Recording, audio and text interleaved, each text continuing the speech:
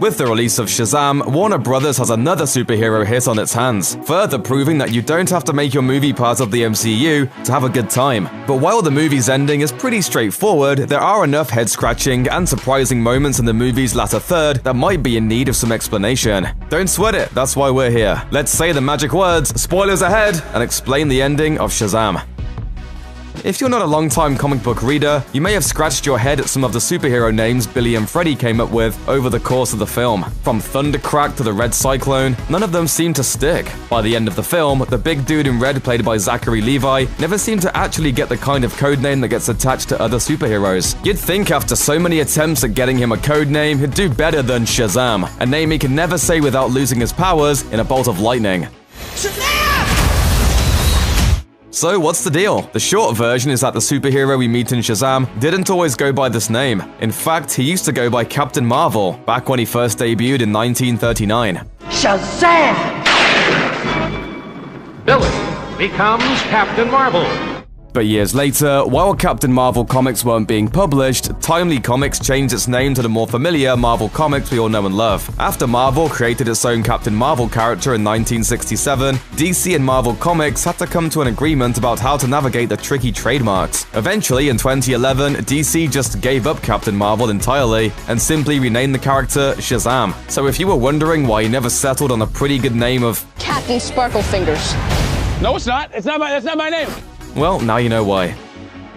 The final battle with Dr. Savannah and the Seven Deadly Sins provided one of the most awesome climatic moments in recent superhero movie history, when Shazam extends his powers to his foster siblings and creates 5 more superheroes to save the day. Now, instead of 1 new superhero joining the DCEU, there are actually 6. If you wondered how and why the movie could justify pulling 5 super rabbits out of its magical hat, there's actually a pretty nice setup for this final act twist earlier in the film that you might have missed if you weren't paying close attention. When Billy encounters the wizard Shazam, the old man yells about the empty chairs behind him on the Rock of Eternity, chairs that once belonged to his brothers and sisters in magic, who have all long since died. When Billy shares his powers, he's filling 5 more of those seats, though just who will be winding up sitting in that 7th chair is a question we probably won't have answered until the next film. However, since the film seemed to pretty closely follow the plot of DC's New 52 Shazam miniseries, there's a good bet that the current run of Shazam comics DC is publishing will offer some clues as to the 7th Shazam's identity. Or it could be Hoppy the Marvel Bunny. Okay, probably not. But speaking of hidden identities,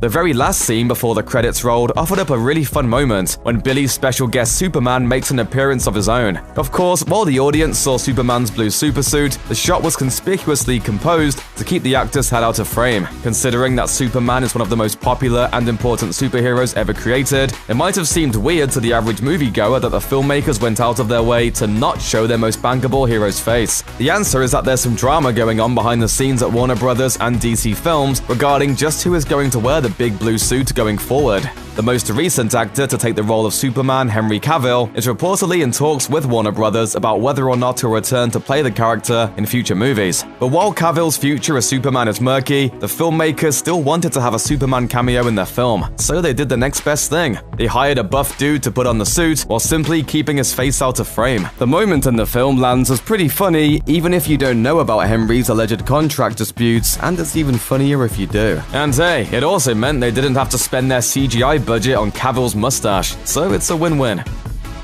One of the reasons Shazam is so much fun is that it's an exceptionally weird movie. It's got a magic wizard who lives in a cave, the physical embodiments of religious concepts, and an unexplained obsession with tigers. But weirdest of all, it's got a talking, evil worm who shows up in the film's mid-credits scene in Dr. Savannah's prison cell, ranting about 7 realms. As with so many elements of superhero movies, there was probably a sizable portion of the audience that saw this and couldn't be more confused. Don't feel bad. This little guy is pretty bizarre and obscure, even for comic book fans. Let's just dig into this thing. The little talking bug is a longtime Shazam villain named Mr. Mind. He's a talking, super intelligent worm from another planet. That planet is sometimes Venus, depending on which comic books you're reading. He's the founder of a team of supervillains in the comics called the Monster Society of Evil, which has included members with names like Jeepers and Mr. Banjo, just to name a few. It's pretty wild. As for the 7 realms, this seems like it refers to a pretty recent addition to the pages of DC Comics' Shazam series. As of the making of this video, the comics are only starting to dig into what these realms are or their significance, so if you want to know more about what's likely to happen in a sequel to Shazam, start reading.